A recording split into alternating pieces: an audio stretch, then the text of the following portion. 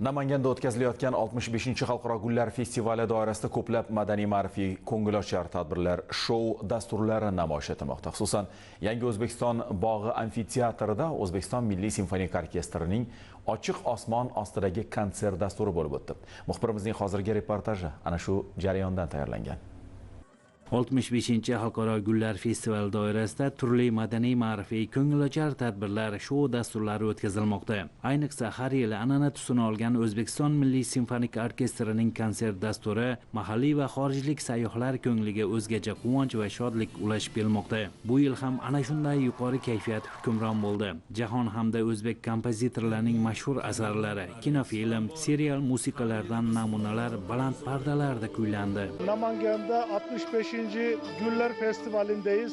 Men Gullar shahri Namanganda o'tkazilayotgan 65-xalqaro gullar festivaliga kelib hayratda qoldim. Qarang, atrof qanday go'zal va chiroyli. Odamlarning kayfiyati ham o'zgacha. Turkiyada ham mana shunga o'xshash tadbirlar o'tkaziladi. Biroq bunday manzara, bunday e'tiborni birinchi bor guvohi bo'lishim. Qolaversa, festivalga tashrif buyurgan mehmonlarning madaniy hordiq chiqarishlari uchun tashkil etilgan O'zbekiston Milliy simfonik orkestrining konsert dasturi ham bizni juda mamnun qildi.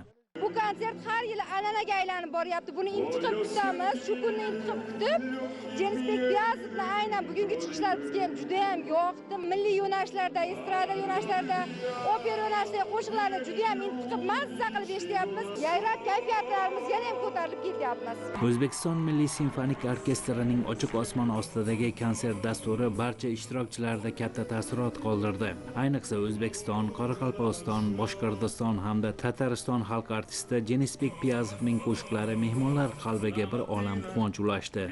Jonajon Namanganimizda an'anaviy bo'lib o'tayotgan gullar festivali Ginneslar rekordiga kiritilganimizdan juda ham mana shu O'zbekiston xalqi, Namangan xalqi mamnunmiz. Ochiq osmon ostida bo'lib o'tayotgan O'zbek Milliy simfonik orkestri juda ham ajoyib. Nafaqat milliy, balki Yevropa qo'shiqlarini hammamizni dilimizga ko'tarinki ruhda, ko'tarinki kayfiyatda olib kirmoqda. Biz mana shu qo'shiqlarni eshitib, butun bir dunyoni kezib chiqayotgandek o'zimizni his qilyapmiz. Mana shunday ko'tarinkilik nafaqat bayram davomida, balki yil davomida tark etmasin.